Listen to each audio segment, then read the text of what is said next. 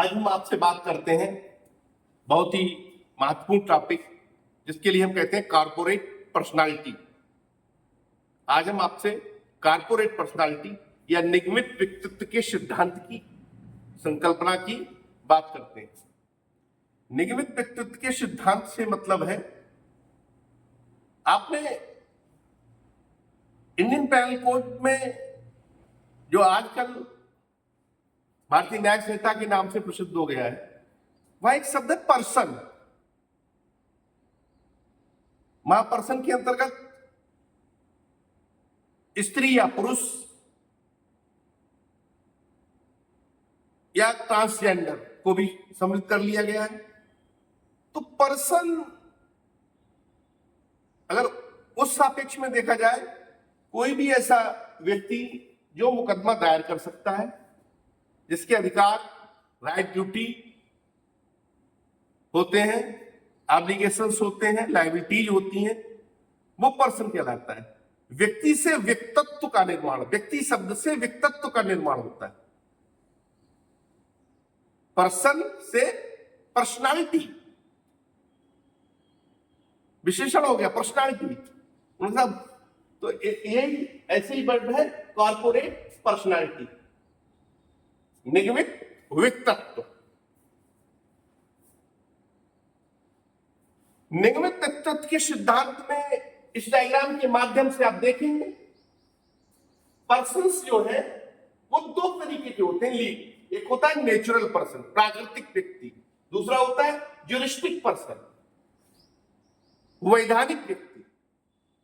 इसमें नेचुरल में इसके फिर दो डिवीजन है, real oblique natural, human beings आते हैं इसके अंतर्गत। और ज्यूरिस्टिक में इमेजिनरी, काल्पनिक, आर्टिफिशियल, कृत्रिम।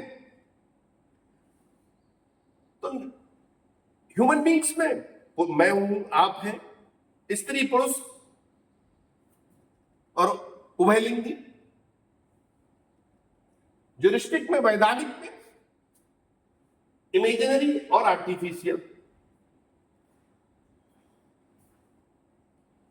कॉर्पोरेट पर्सनालिटी की अगर बात की जाए, corporate personality refers to the legal recognition of the company as a separate entity from its owner. This doctrine established in the case Solomon versus Solomon Company Limited 1897 is a constructed corporate law influencing the business, structuring, liability, taxation and litigation. निगमित व्यक्तित्व के सिद्धांत जो है, उसकी detail study जो है Solomon versus Solomon नामक केस से स्टार्ट हुई थी। इसमें किसी व्यक्ति ने अपनी टैक्सेशन लायबिलिटी से बचने के लिए एलएलटी वही थी, पारिवारिक सदस्यों को डायरेक्टर्स, मैनेजिंग बोर्ड का सदस्य बना करके कंपनी स्टेब्लिश कर दी गई। बाद में इस पर जो है एक और डॉक्ट्रिन आई, doctrine of corporate lifting veil, जिसे जो है पर्दा उठाने का सिद्धांत भी कहते हैं, वो अस्तित्व में आया।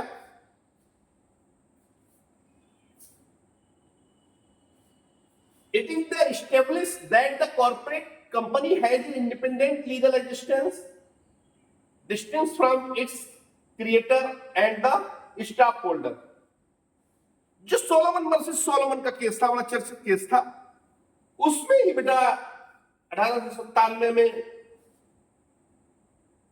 किंग्स बेंच के द्वारा निर्धारित कर दिया गया कि कंपनी का अपने जो शेयर होल्डर्स होते हैं, स्टॉक होल्डर्स होते हैं, उनसे पृथक एक निगमित व्यक्तित्व होता है। Company have its sole separate identity. Features of corporate personality क्या क्या होते हैं? आर्टिफिशियल पर्सन होता है। आर्टिफिशियल का मतलब इसका एक कृत्रिम व्यक्तित्व होता है, जैसे रामा श्यामा पेपर मिल अपने आप में कृत्रिम व्यक्तित्व लग रहा है, द्वारकेश चीनी mill. Through its share holders, through its board of study and management, ये जो है वर्क करती है, लेकिन इसकी एक सेपरेट आर्टिफिशियल आइडेंटिटी होती है। राइट एंड ऑब्लिगेशंस, अधिकार और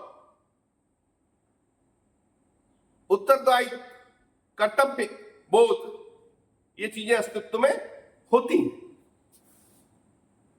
इंडिपेंडेंट ऑपरेशंस, स्वतंत्र रूप से ये गतिविधियों को आगे बढ़ाती है। कॉर्पोरेट वेल्थ, एक पर्दा पड़ा रहता है, आवरण पड़ा रहता है। सोलोमन वर्सेस सोलोमन के केस में ये लिफ्टिंग ऑफ कॉर्पोरेट वेल्थ का सिद्धांत भी अस्तित्व में आ गया। अब इसके बाद आता है, इसकी वेरियस थ्योरीज होती हैं। There are the various theories, विभिन्न इसके जो है थ्योरीज कहते हैं सिद्धांत। रूल्स, नियम को कहते हैं। प्रिंसिपल्स ऑफ थ्योरीज, ये सिद्धांत कहलाता है। The company memorandum of association, जो मेन चैप्टर है, पढ़ा था मैंने। तो थ्योरी ऑफ कॉर्पोरेट पर्सनालिटी, निगमित व्यक्तित्व के विभिन्न सिद्धांत। ये एग्जाम में आपका क्वेश्चन आता है बेटा, वो ये आता है कि what do you understand by the concept of corporate personality,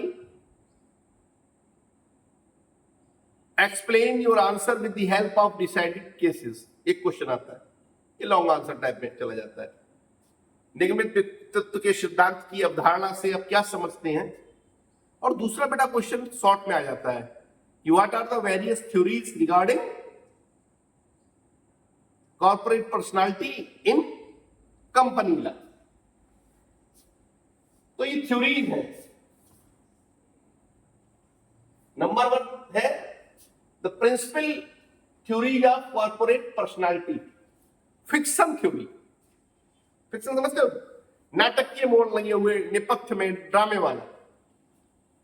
concession theory, realistic theory, यथार्थवादी सिद्धांत।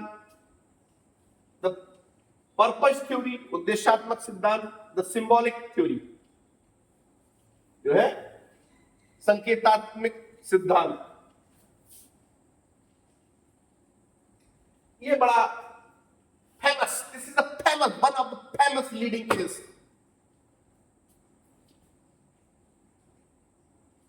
Solomon versus Solomon and company limited, 1879 का केस है।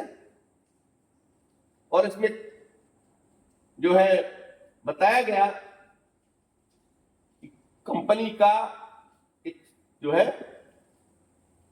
सेपरेट व्यक्तित्व होता है। इस केस की डिटेल स्टडी इन पॉइंटों में बेटा आपको करनी पड़ेगी। कभी कभी ये आ जाता है कि right in notes about the, तो उसमें सबसे पहले देखेंगे फैक्ट ऑफ केसेस क्या थे, इशूज क्या थे केस के, judgement and ruling in the Solomon and Solomon.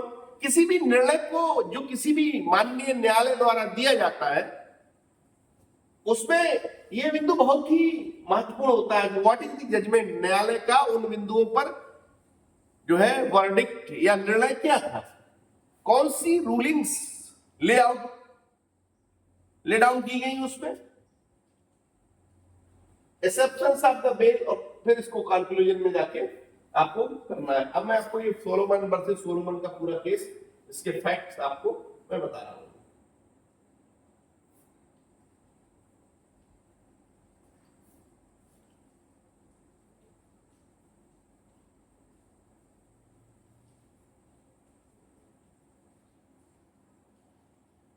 मैं शेयर कर दूंगा, ये वर्ड की फाइल है बेटा, ये वर्ड की फाइल है। ये वर्ड की फाइल में आपको अभी जो आपका रेगुलर स्टूडेंट्स बीएल मोएलबी सेकेंड सेम का जो ग्रुप है उसमें मैं शेयर कर दूंगा। फैक्ट आपका केस ये थे कि the story about the around Solomon and soul trader who runs successfully leather shoes business. ये जूतों का व्यापार करता था, लेदर शूज बिजनेस करता था। wanted to get his son involved in the business, और ये चाहता था हर पिता की तरह, ये भी चाहता था कि मेरा पुत्र जो है मेरे पारिवारिक व्यवसाय को आगे गति प्रदान करे। Decide to join the business. A decide to join business. Solomon owned most of his shares. On incorporation, Solomon sold his businesses to newly formed company. को उसने बेच दिया 39,000 पाउंड में। The issue arose when the company faced financial difficulties. जब इसको कठिनाइयां हुई company को फाइनेंशियल जो है सिस्टम एडोलिश करने में। Then the controversy arose when the company went into the bankruptcy, leaving unsecured creditors in the state where they were unable to raise funds. Central questions before the court was whether Aaron Solomon personally could be held liable for the company's debt despite of company's separate legal status. ये question arise हुआ था, सबसे पहला question ये यहाँ पे important question ये arise हुआ था कि the central question before the court was whether the Aron Solomon personally could be held liable, personally इसको लायबल ठहराया जाएगा या कंपनी की सेपरेट लीगल आइडेंटिटी होगी। In other words Solomon agreed that the once a company incorporated, दूसरे शब्दों में Solomon ने जो है ये आर्गुमेंट रखा कोर्ट के समक्ष कि जब एक कंपनी इनकॉर्पोरेट हो चुकी है, it assumed the existence legal person separate from its holder, तो ये अवधारणा की जाएगी कि उसका निश्चित रूप से अपने शेयर होल्डरों से पृथक एक अस्तित्व होगा। He argued that the division should protect shareholders from the personal liability beyond the unpaid amount of their shares, और उनका उसकी पर्सनल लायबिलिटी ठहराई जाए। The two main issues that were arise based on the above facts were, दो issue जिसमें बेटा आए। पहला इशू था whether the Solomon and the company limited was legally valid company, क्या ये legally valid कंपनी थी? Whether the Solomon was liable for the debts of the company, क्या सोलोमन कंपनी द्वारा लिए गए कर्जे के लिए दायित्व के अधीन था। Judgment in ruling Solomon versus Solomon case, judgment और रूलिंग्स क्या इन सोलोमन वर्सेस सोलोमन की केस में।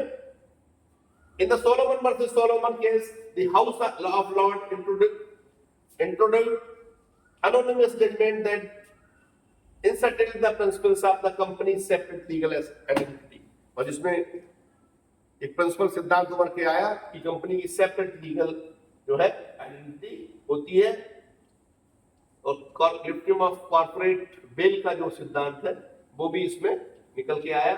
उसमें कहा गया कि लिमिटेड लायबिलिटी होती है, लीगल इंडिपेंडेंस होता है, separation of ownership and control होता है, और जो बेसिक जजमेंट बेटा निकल के आया कंक्लूजन ये आया कि ये कंक्लूजन जो था सोलोमन वर्सेस सोलोमन का, Solomon versus Solomon remains the conquer store company relation the case, इसमें ये निकल के आया कि एवरी कंपनी हैव इट्स जो है सेपरेट लीगल आइडेंटिटी, लेकिन कहीं धोखा देने के लिए इसको नहीं क्रिएट किया जा सकता, और लिफ्टिंग ऑफ कॉर्पोरेट बिल का सिद्धांत आया। ये मैंने इंग्लिश में शेयर किया आपसे, और इसी का जो है हिंदी वर्जन है बेटा, वो भी मैं आपसे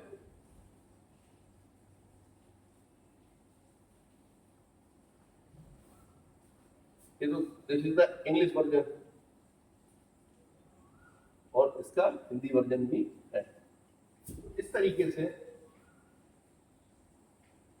पूरा company law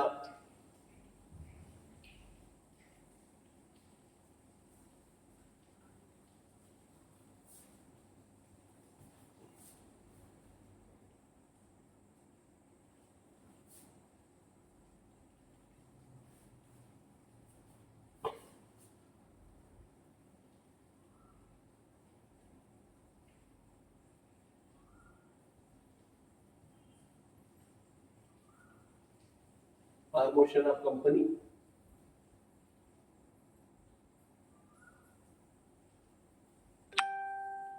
so that's all for today, and we will